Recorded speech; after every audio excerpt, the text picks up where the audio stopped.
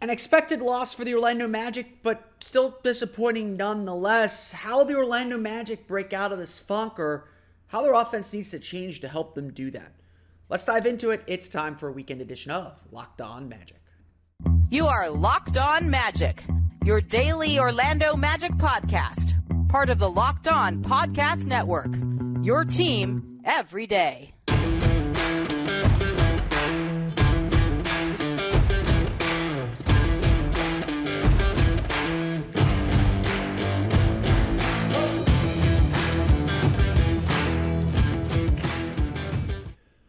And you are indeed Locked On Magic. Today is December 31st, 2022. My name is Philip Rossman-Reich. I'm the expert and site editor over at OrlandoMagicDaily.com. Of course, follow me on Twitter at PhilipRR_OMD.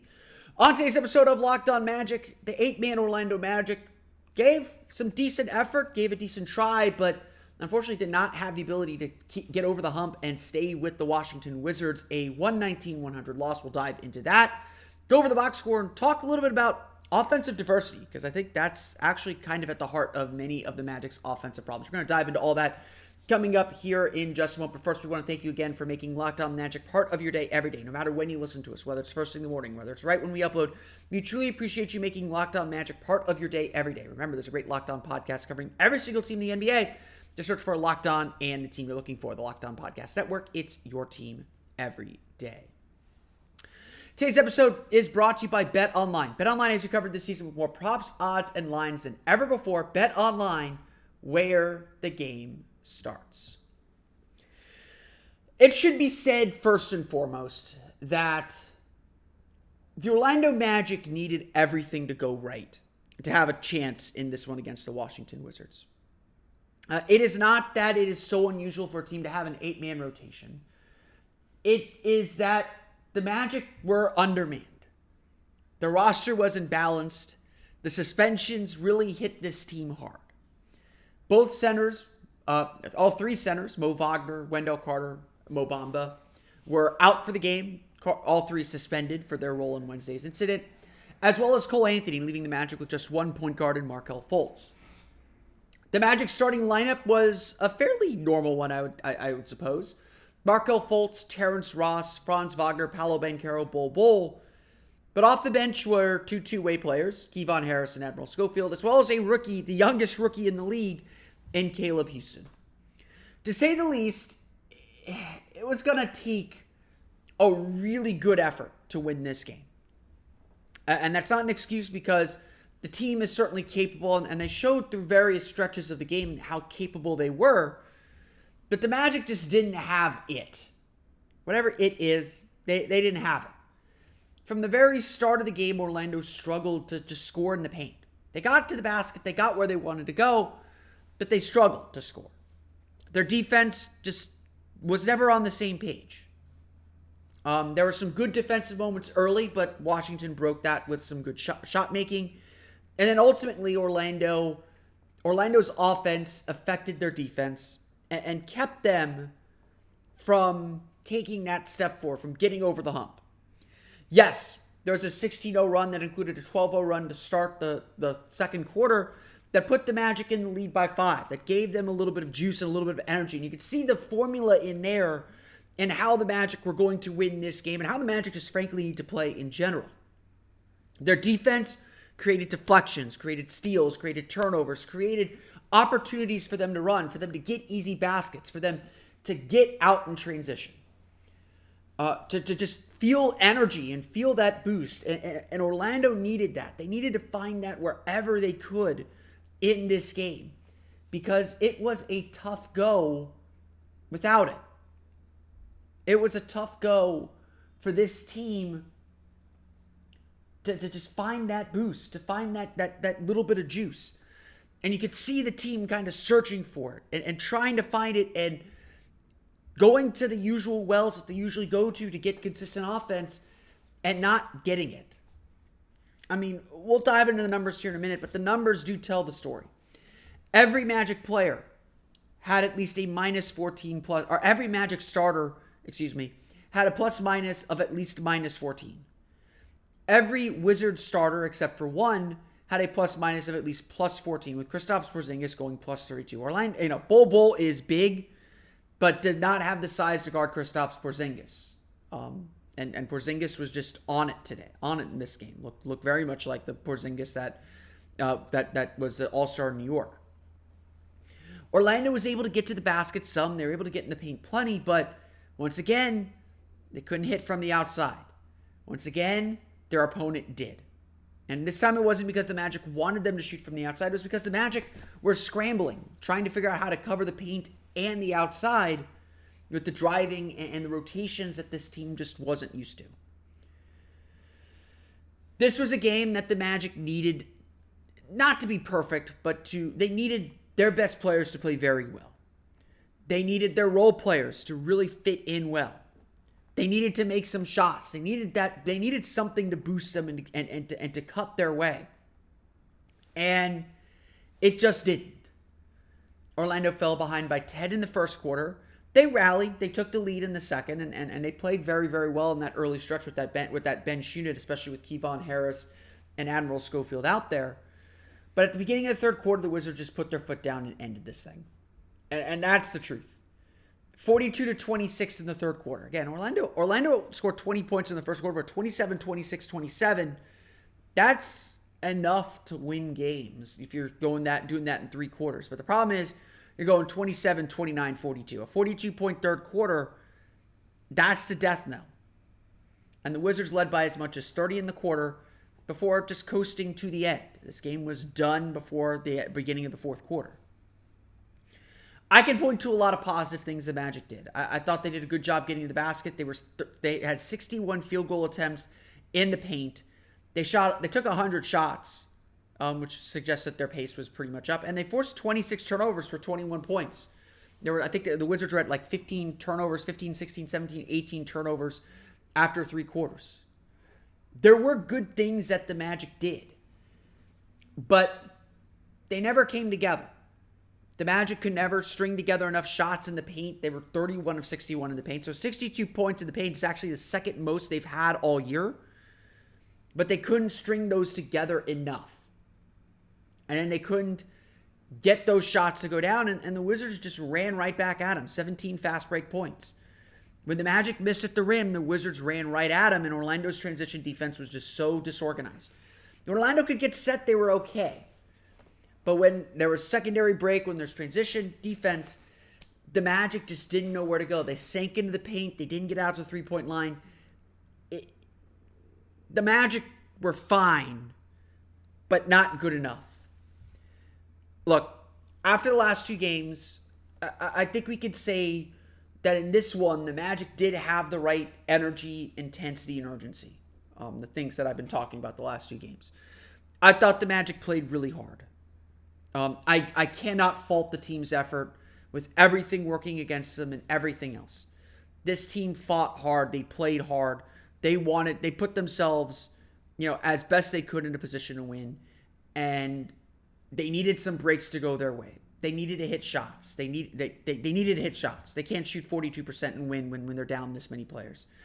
Especially so many key defensive players because Bol is not a great individual defender. Paolo Banchero is not a great individual defender. Franz Wagner guarding in space isn't as good as it should be, or isn't as good as it needs to be for that to be a lineup this team turns to. The Magic needed role players to step up, and Terrence Ross, such a key player, usually only 6 points in this game, 3 for 10 shooting. Markelle Fultz, 5 for 12, 1 for 5 from deep.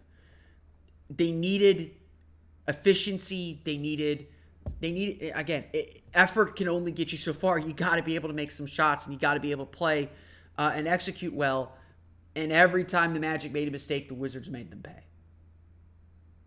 Again, I can't fault this team's effort. I can't fault anything else. The Magic got to find a way to be better offensively, and that will help set up their defense, and that will make their defense better. And then they got to get healthier again, and obviously coming out of these suspensions, this is the result we kind of expected. Maybe not as bad as a 30-point deficit and making it look prettier in the fourth quarter, but this was going to be tough. There's a reason the Magic have won only one game in their franchise history when they've had 8 players available. But on to the next. And Wednesday should be better with really just Franz Wagner, Admiral Schofield, and Kevon Harris out for that game. Wednesday, they will look more complete, and Wednesday should be a lot more competitive and a chance to really get things right with a couple days of practice here coming up for the Magic to get themselves kind of back in sync and in tune. We're going to go over the box score, and then we'll talk a little bit about offensive diversity and why I think that's actually a big issue for this Orlando Magic team. We'll get to that coming up here in just a moment. But first, it is New Year's Eve. We know it's a big night. We know it's a big night for driving, and we know it's a big night for celebrating the end of the new year. So if you're hanging out with some friends, putting back a few drinks, always keep in mind when a few becomes a few too many. As evening comes to an end and people start to head out, if you're thinking of calling a ride, please do so. Even if you live nearby, even if you think you can make it home okay, it's a big deal. Because if you do decide to drive after having a few drinks, what are the odds you'll get pulled over? And even so, what's the worst that could happen? Your insurance could go up. You could lose your license. You could lose your job. You could total your car. You could really hurt someone. Look, everyone knows the risks of driving drunk, and the results are tragic and often deadly. So it still, for some reason, doesn't stop everyone from getting behind the wheel while under the influence. That's why, especially here on December 31st, on New Year's Eve, police officers are out there right now looking for impaired drivers on our roads to save lives. So if you think you're okay to drive after a few drinks, think again. Play it safe and plan ahead to get a ride. It only takes one mistake to change your life or someone else's life forever. Drive sober or get pulled over. We want to thank you again for making Locked On Magic part of your day every day. Make sure to check out the Locked On Sports Today podcast, the biggest stories around the sports world in 20 minutes or less every Monday through Friday, plus instant reactions, game recaps, and Locked On's Take of the Day, the Locked On Sports Today podcast, available on YouTube and wherever you get your podcasts. Like I said, I think I mentioned this after the loss to the Pistons, and I'm going to unravel this point a little bit more when we get to it. But there were good things in this game. Again, I think a lot of the problem for the Magic in this game was just defensive cohesion and ability. Their best defenders weren't out there. Wendell Carter, Jalen Suggs obviously hurt, Jonathan Isaac's obviously hurt. Gary Harris was out with the suspension. It was just rough, and the Magic just couldn't get on the same page defensively. And honestly, I think they were very discouraged by the way that they were shooting. They shot 42 for 100 from the floor, 42%. The 100 field goal attempts is the most by the team this season. The Wizards only had 25 field goal attempts. Did get to the line 25 times, which is a big factor in this game. Orlando just defensively just couldn't get out of their own way. So they were missing shots. That discouraged them. That kind of put them on their back heels. They weren't able to be aggressive defensively. And then they got tagged with a lot of fouls. 18 fouls. The Wizards also had 18 fouls, but the Wizards got to the line for 25 free throw attempts to make 20 of 25. Orlando only got to the line 16 times, 11 for 16. And again, 7 of those came from Paolo Banchero. This Magic team is third in the league in free throw rate. And again, I'm going to tease this point here. Getting to the line is essential for this Orlando Magic team. If they don't get to the line, they are going to struggle to win. Plain and simple. That's just a full stop. A good chunk of this Magic's offense comes from getting to the paint, getting to the rim, forcing pressure, getting to the foul line, and then they're hoping that can spray out to three-point shooting. I think one of the issues in this game, and I don't necessarily blame Paolo and Franz for this, or Markelle for this, one of the issues in this game, I think, was that the Magic were trying too hard to get to the basket. Like Franz and Paolo especially, I think, were at times trying a little too hard to make something happen. Again, I mentioned it earlier. Points in the paint, Orlando shot 31 for 61 in the paint, 62 points in the paint. That is still the second most points in the paint that they've scored all year. But to get 61 field goal attempts in the paint and make only 31, like, you expect to shoot really well in the paint. Washington, for example, was 23 for 32 in the paint. So maybe you're missing 10, maybe 12 shots. Orlando missed 30 shots in the paint. And a lot of these were layups. A lot of these were shots you expect them to make. To me, that says that Orlando does really have a good understanding of what they're trying to do offensively. Right now, they're just missing those shots. Same thing happened against Detroit. The Magic dominated the paint. They won those points in the paint. Again, granted, Orlando fouled a lot against the Pistons, just like they did in this game. So this game was really a carbon copy of that game where Orlando got to the basket, got in the paint, got those good paint touches they want, but couldn't make those shots in an efficient clip, and then couldn't spray out to three-point line. The Magic shot 5 for 27 from beyond the arc, 18.5% from there. The Wizards shot 15 of 35 from three. So you're looking at a 10 3-point difference. That's 30 points right there. That's in this league, in this NBA, that's really hard to come by. Now, let's say the Magic miss 10. Let's give them 15. Let's cut that in half. Instead of missing 30 shots in the paint, they miss 15. That's 30 points in the paint that they get back. That makes up for their 3-point deficit. And again, you lose by 19. That probably makes this a close game. So again, that 3-point difference is really, really a big deal because Orlando is capable of getting into the paint. Paolo Banchero is the one who struggled the most at this. 21 points, 7 for 24 from the floor overall, 1 for 5 from three-point land, 6 for 7 from the foul line, 5 turnovers. Frankly, some of the fouls that Paolo was getting earlier in the year, he's not getting right now. I don't know what it is. It could be a little bit of a rookie wall. He's just not getting to the line and getting the shots to go down that he was getting earlier in the year. I think it'll come around. I'm not so concerned. He's getting to the right spots. He's getting where he needs to be. There's probably some frustration on his end that things that came so easily earlier are not coming as easily now. Same thing kind of happened with Markelle Fultz. 12 points, 5 for 12 shooting, 7 rebounds, 6 assists. Like the last few games, Markelle's had really good force. He's getting in the paint. He's causing the defense to collapse. He's struggling a little bit to A, finish around the basket, and B, find that outlet pass. Find that guy at the three-point line. Find the cut. I mean, he's finding some cutters, so that part's at least good. But again, it's just finishing at the basket. It's that last little bit. Franz Wagner probably did the best of them. 28 points, 13 for 25 shooting, 8 assists for him. He was really good on the ball. He looked really, really comfortable running the show and, again, getting to the basket. But I will point out, Franz Wagner, 12 points, 6 for 10 shooting in that fourth quarter. That didn't really matter, so that brings him down to 16 on 7 for 15 shooting, which isn't bad. So Franz was really, really good. Really, really good job getting to the basket. Again, Franz, Paolo, Markelle, the three guys in Magic need to get to the basket. Did a good job of that. Markelle and Franz did a good job passing the ball.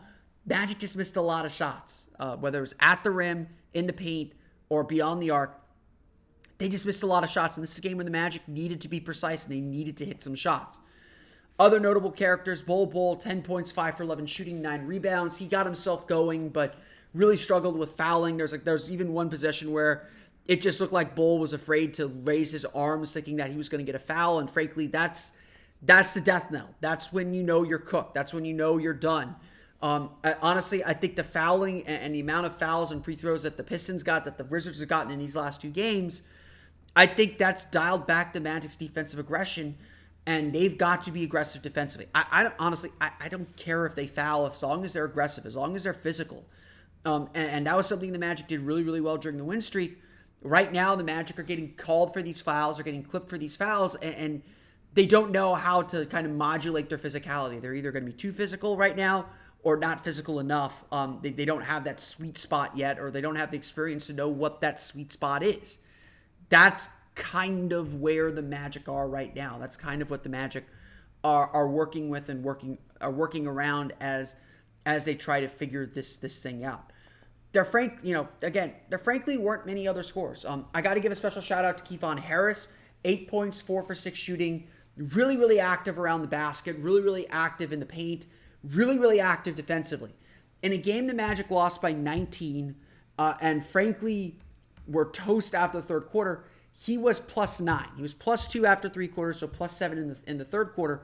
But you could feel the positive impact that Kevon Harris made. He brought the defensive energy, him and Admiral Schofield. So credit to Admiral Schofield as well. 7 points, 2 for 7 shooting for him. Didn't make the shots necessarily, but really active defensively. Even Caleb Houston, I thought, was really good defensively. So there were pockets of good defense, Ed. I think that does hint at, yes, the Magic need to consider a little bit of a lineup change, a little bit of a lineup shift. Maybe, perhaps, I'll continue to advocate that, I like Bol Bol a lot. I think it's time to move Bol Bol back to the bench and put out a more defensive-oriented first unit to kind of set that tone better. I'd start Gary Harris. Certainly Wendell Carter is going to be in the lineup for Mo Wagner, but I would start Gary Harris for him. Kind of get that solid base, gives you a good shooter out there, and you can bring Bol Bol in and kind of blitz teams a little bit off the bench. That's where I've been sitting for a little while. That group did obviously play well during the win streak. They rode it. I think they've ridden it to the end of the line here, and I think the Magic need to find that balance in defense again, because they've given up 60 points now in 2 of their last 3 first halves and gave up a 42-point third quarter when your starters are really in the game. And again, that game got out of hand early in that third quarter. Again, Orlando did some good things. I'm not here to hate on the effort. I'm not here to say that this game was totally irredeemable. There were good parts to it. There were good things the Magic were doing, but with how much was working against them in the margin for error, this was a real struggle. The thing, though, that this game really does drive home, and really these last 2 games drive home, in my opinion, is the lack of offensive diversity. And I think that's where we need to focus some of our attention now as we're beginning to think about how this team comes together for the rest of the season. We'll talk a little bit about that, go through some numbers here coming up in just a moment. But first, a quick word from our pals at Rocket Money. Say goodbye to last year's outdated, disorganized methods of managing your money and say hello to Rocket Money, the better way to hack your finances in 2023.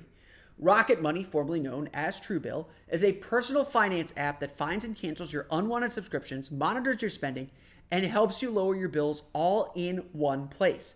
More than 80% of people have subscriptions they've completely forgot about, like that streaming service you bought just to watch that one show or that free trial that you never even used. Rocket Money will quickly and easily identify your subscriptions for you so you can stop paying for the ones you don't want. Rocket Money makes canceling subscriptions as easy as a click of a button. Simply find the subscriptions you don't want and press cancel, and Rocket Money will cancel it for you. No more long hold times with customer service or tedious emailing back and forth. More than 3 million people have used Rocket Money, saving the average person up to $720 a year. So stop throwing your money away. Cancel unwanted subscriptions and manage your expenses the easy way by going to rocketmoney.com/LockedOnNBA. I almost forgot the most important part. That's rocketmoney.com/LockedOnNBA. One more time, rocketmoney.com/LockedOnNBA. So I want to dive a little bit into this idea of offensive diversity. Essentially what I'm saying by this is having multiple ways to score and multiple ways to attack. The best teams don't just beat you one way. If they don't have their paint game going, they're able to create 3-point shots. If they aren't shooting from 3, they're able to get to the foul line. If their screen and roll game isn't working, they go to the elbows. They go to something else. And I get it that the Magic don't have the greatest offense in the world. They're still bottom 10 in the league in offensive rating overall, and obviously these last few games they've really, really struggled. But I really do believe in what the Magic are trying to run offensively. I think offensively this Magic team has the potential to be really, really special. But right now, the Magic really have only one thing they can rely on. Right now, the Magic score in one way, consistently at least, in one way and one way only.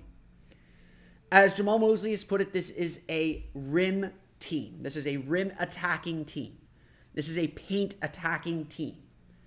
And I've gone through the numbers several times, and this Magic team is really effective at getting in the paint, of scoring in the paint. The fact that the Magic can score 62 points in the paint and it be a bad performance, the second most points in the paint they've had all season, and it be a bad performance, tells you everything you need to know. This team does have the, like I said, you make that 15 missed shots in the paint instead of 30, you're adding 30 points, and that makes up for your lack of 3-point shooting. But there, of course, is the rub. you got to at least be competent in your three-point shooting. You got to be competent in finding other ways to score, because especially when you get into the postseason, teams are going to figure out how to cut you off. They're going to cut off what you're best at. And again, the playoffs, as I say a million times on the show, is about being able to beat a defense that knows exactly what you're trying to do and is doing everything it can to stop you. Why are the Golden State Warriors so difficult to play? It's because, well, yes, they have Stephen Curry and he creates a ton of gravity on the outside, but it's because they can beat you with Stephen Curry running around. They can beat you with pick and rolls with Draymond Green. They can beat you by cutting and improvising off of their actions. They can beat you in transition. They can beat you in so many different ways. And that's what the best teams do. Why did the Utah Jazz struggle so much in the playoffs? With Donovan Mitchell and Rudy Gobert. Great regular season team. A fantastic team that deserved a lot more respect and celebration than they got. But when it came to the playoffs, teams knew that Donovan Mitchell was the only one creating. And Mike Conley obviously had his injury issues. That's why they brought in Mike Conley to try and get a second creator. But if they knew if they could choke out Donovan Mitchell, the Jazz three-point shooting would go away. Why did the Magic struggle in the 2011 playoffs? The Atlanta Hawks looked at the Magic and said, let Dwight Howard get his. We're going to knock out all the other three-point shooters. And it's why the Magic, again, they knock out all those other three-point shooters. That's why the Magic, after 2009, when they knew they were losing Hito Turkoglu, said, we need another creator, we need another scorer, we need a perimeter guy. We're going to go get Vince Carter. You can argue whether that was the right move or not, or whether Vince Carter actually fit that role. I would say I agreed with that trade, and I would say that he kind of faded in the background, but this isn't about Magic history. This is the example that you have to have multiple ways to score. If you're one-dimensional offensively, when the games really, really matter, it's going to show. Well, obviously the Magic aren't playing at that level quite yet, but Orlando's one-dimensionality on offense is really, really showing. The Magic are trying to get downhill into the paint. They're trying to score at the basket. And if they can't score at the basket, they're trying to get to the foul line. So these last two games where the Magic struggled to get to the free throw line, you can see why they're struggling to score consistently. Because free throws are essential. When I look at the Magic's box score, I look at these three things: points in the paint, free throw attempts, and whether they were able to make threes. Because in the game, during the winning streak, the Magic made threes. They were shooting 37% from beyond the arc during that 8-game period during the winning streak. During the 9 games that they won 8 games, they were making threes, and they weren't taking a ton of them. They were still taking the same number of threes that they're taking now, around 30. And again, I'll give credit to the Magic. They know they're not making threes, so they're not taking as many. But they know they're not taking a lot of threes, but they're making them. Sometimes it really is a make or miss league, but the Magic have to find ways to diversify their offense. Again, some of it, especially Friday night, was about who was not there. The Magic couldn't attack in the same way because they didn't have the same number of players, the same type of players that could do things. Paolo, Franz, Markel, those are 3 guys that work off the dribble really, really well. What Bull has brought to the team is a dimension of something different, of a different way to attack and a different look for the defense. As long as attackers are attacking to score, but also understanding where their passing lanes are, they're going to find ways to score. And I give, again, the times in this game where Orlando were effective, it wasn't just a lot of downhill driving. It was downhill driving, and then you add some cutting and you add some movement. What I'm trying to get at is the Magic's offense is still building. And there is a few things that they are already pretty consistent at. Shooting into paint, Magic are pretty good at. This game, the Magic did their number in the paint. They did a really good job scoring in the paint. They could have done better, obviously, but they did a good job. And you'll win most games scoring that much. But they didn't get to the foul line. And that's been a pretty consistent drumbeat for this team this year, too. And Paolo did his job, but other players weren't able to get to the foul line. And again, it's rough sometimes relying on the referees to give you those fouls, but you got to draw those fouls, and that's a key to this Magic offense. And obviously the element missing on Friday was, and element missing the last couple games has been They're not hitting shots. It will turn. Things will change. But this is where the Magic are.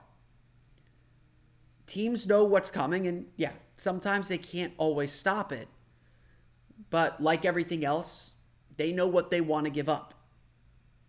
And so the Magic now, as they continue to develop this season, as they look to build and at the trade deadline and moving forward, they have to think, how can we diversify our offense? How can we make it so it's harder to guard us and so that our primary actions work every time?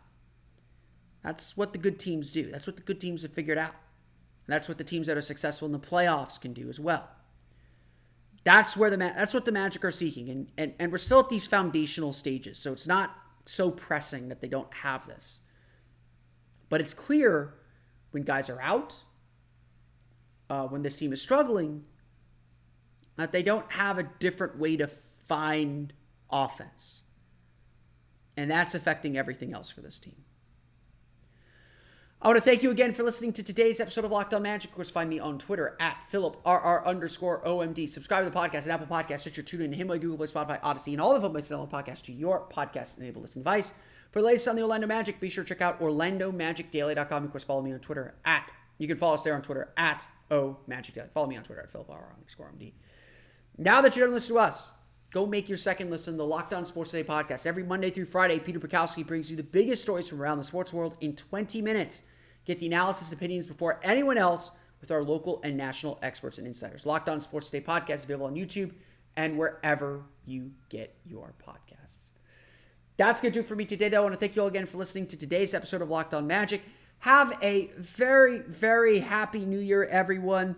I hope 2022 ends on a high note. I hope 2023 starts on a high note, too. It's going to be a great year for all of us here listening to Locked On Magic and for the Orlando Magic, of course. But I want to wish you all a very happy New Year. Please celebrate safely and responsibly, but have a great New Year. Let's get this year started off right. For Orlando Magic Daily and Locked On Magic, this has been Philip Rossman-Reich. We'll see you all again in 2023 for another episode of Locked On Magic.